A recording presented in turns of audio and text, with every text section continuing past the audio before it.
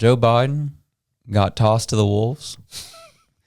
Kamala Harris is now filling in, who's supposed to be going to be taking the nomination. And now it's really interesting how the narrative swung so much in 6 months. From Joe Biden is sharp, he can still do it. He knows what he's doing, even though everything our eyes and ears were seeing was like he was not in good shape. And then they threw him onto the debate, got absolutely smoked by Trump, which I believe was part of the plan. And then there's like, oh, Joe Biden clearly can't do this job. He's looking rough.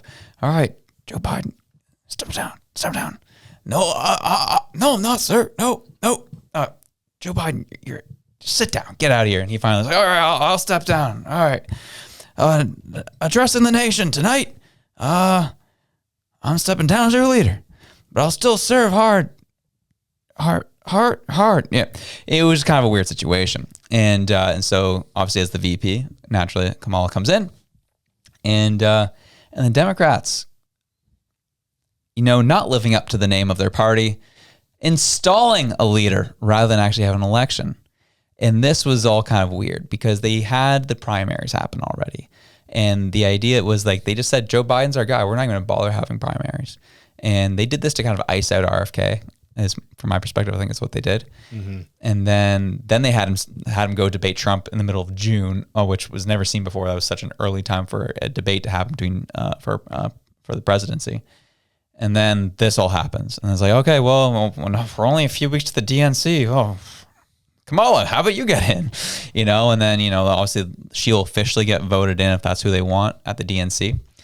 And of all people, everyone's just kind of like, this is like a coup literally happened in front of your eyes. And no, everyone's just kind of like, seems normal. It's just like, bro, the person who took the presidency didn't get voted in. Yeah. Like, she is the ultimate DEI hire I've ever seen in my life. She got appointed by Joe Biden to be the VP. And then Joe Biden gets forced to step down. And then there's like, yeah, you're going in. Like, what? Are you kidding me right now? And it's always bonkers. It's crazy bonkers. And the reason why I bring up the DEI thing is because that's literally Joe Biden's very clear. We want to have the first black female be vice president in this country. And that's what they did. And the reason I bring this up is because of all the groups in the country, of all the people that could be upset about this, Black Lives Matter put out a statement saying they are not stoked about this. And this is what they had to say, which I thought was really interesting. It says, Black Lives Matter demands that the Democratic National Committee, the DNC, immediately host an informal virtual snap primary across the country prior to the DNC convention in August. We call for the Rules Committee to create the process that allows for public participation in the nomination process, not just a nomination by party delegates. The current political landscape is unprecedented, with President Biden stepping aside in a manner never seen before. This moment calls for a decisive action to protect the integrity of our democracy and the voices of black voters. While Joe Biden wasn't our preferred candidate, we cannot ignore the troubling actions of the Democratic Party. The DNC refused to host debates during the primary, even though a vast majority of Democratic voters wanted them. This would have likely allowed America to see the decline of Joe Biden in 2023. The DNC changed the primary schedule and created rules that made it almost impossible for non-Biden candidates to appear on the ballot, effectively clearing the field of any challengers to the incumbent president. Following the primary where millions of black voters weighed in, after one poor debate performance, the DNC party elites and billionaire donors bullied Joe Biden out of the race. They said everything that apparently was a conspiracy theory over the past 6 months. This is crazy. I was like, Black Lives Matter. What? Yo, you may have caused $6 billion worth of damage, but gee, you're doing damage to DNC on top of that. Holy jumping. They didn't stop there in the streets. No. Holy jumping. I was like they literally hit every point that we've been like bringing up issues about. Yeah. And I mean, I'll give them kudos. I was like, finally, at least someone said it. And it's crazy that it came from them, of all people on the left. But look, that's literally happening. Like, this is so undemocratic on so many levels. And the fact that like it was 100%, like even like the fact they have like the delegates and the super delegates that have people that have more voting power in the party. It's like they made sure to rig that party so they don't have a President Trump happen in theirs. Yep. Do we remember 2016 at all? Anybody? That should have and would have come down to Donald Trump and Bernie Sanders. But they screwed Bernie over 6 ways a Sunday, and he took it, and they just slipped Hillary in. But Bernie was talking about all the same things Trump was saying, but just in a little bit more palatable of a way. Yeah. And like, do you know how many Bernie bros became Trump supporters after that? Oh, yeah. It is huge. Like, they had very similar platforms. And Democrats are like, yeah, we're never having another Bernie thing happen again. So we're going to make sure we keep installing our candidate. And now they're being exposed for it. So, I mean, kudos to BLM stepping out and saying something about it. But like, it's happening in front of our eyes. The craziest things, and I get it, over the past month, the craziest things that we've ever seen in our lifetimes, let alone generations, have all happened within 2 weeks of each other. And I get that the people are just kind of like, oh, I guess this is just normal, I guess. No, the crap is hitting the fan, y'all, and we are just so inundated with information that it's so hard to see, but it's bonkers out there right now. It's so funny. There was a meme that I saw come up about this, and it's this guy. He goes, "Bring me your dead," and it's like he's in the like the Monty Python outfit, yeah. And they've got Kamala Harris going, "Here's one," and then Joe Biden on her back going, "I'm not dead yet." Yeah. I was like, that's exactly what we're seeing. Yeah. I'm so glad that you brought that up, and so glad that Black Lives Matter brought it up too, is the fact that she was not elected. This is not democratic. And I'm so glad that I'm not in that situation right now, in that country right now, looking at this going, are you serious right now? How are they just getting away with it? Yeah, like it is mind-boggling. And the only thing that is troubling to me is the fact that people are eating it up.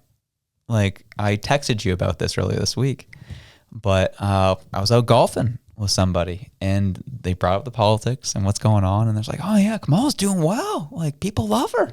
No, they don't. I was like, "What world are you living in, brother?" Do you know she couldn't even get through the first round when she was trying to run for president in 2020? No one likes her. Tulsi Gabbard took her out at the knees, and on top of that, let's not talk about her record as the state, whatever, crown attorney. The crown attorney. Like, I don't know if that was her title, but it was somewhere around those lines where she made sure people had petty felonies, stayed in jail so they get free labor and work the fields in California. I wonder if they felt unburdened by what has been. Just like, she is the worst that you really could pull out, and people know it. And again, we're seeing the gaslighting happen again. They did the same thing with Joe Biden. They're doing it with Kamala, and people are eating it up. When I've talked to people and they kind of bring up stuff like this, and I just hear them out, I'm like, okay, yeah, I know how deep you look at politics, and it's about surface level, because there's no way in God's green earth, like, you think this is legitimate. Like, in the same conversation, the person may have brought up the idea of like, yeah, it clearly wasn't a bullet that hit Trump. It was just a ricochet. I was like, yikes. Are you kidding me, brother? Are you kidding me? You sound psychotic. Did you ask them if they fell out of a coconut tree? Man, good call out. Did you not get the unburdened one? That's another one of her phrases. Yeah, I saw. Oh man, yeah. I'm trying to remember the third one, but there's just like so many of these stupid things that she said, and I'm just like, really? Like, America, you have so many people, so many people, like 340 million people. And this is what you got. Well, I was talking to my wife about this. Like, I was like, well, okay, like, she doesn't have all this stuff. So she's like, okay, why don't you like Kamala? And I was like, because she makes Trudeau look smart. She's a moron. Does. She's so dumb. And it's one of those situations where, and again, I shouldn't say dumb. It's a little too, it's a lowbrow thing to say. But like, she's not intelligent. And the thing is, when she talks, we see in these conversations, these speeches, it's one thing for Joe Biden to slip up. It's like, okay, he's getting old. He's clearly got dementia. He's not all there. She has no excuse for saying and doing the same things. And people just don't see it. It's crazy. Yeah. It's crazy. I just love the things that we are doing are important to do now in the time in which we are doing them. What? Great job, Freeland. What is this word salad? Yeah, they're all seems like all the freaking leadership from the Liberal Party and the DNC down in the States all going to the same conferences, it seems, and getting speaking from the same people, man. 'Cause it's crazy dumb things they say and how they try to spin things.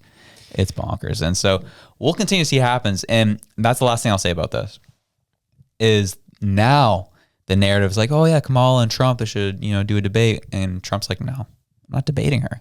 And now the narrative's being like, oh, he's scared of Kamala. He doesn't want to debate Kamala.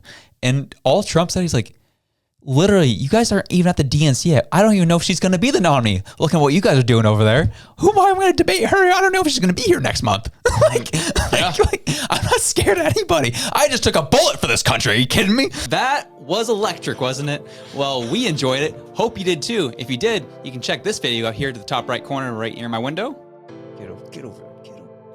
There it is right there. And if you liked that, you can also check this one right here. We love you. Have a good one. Peace out.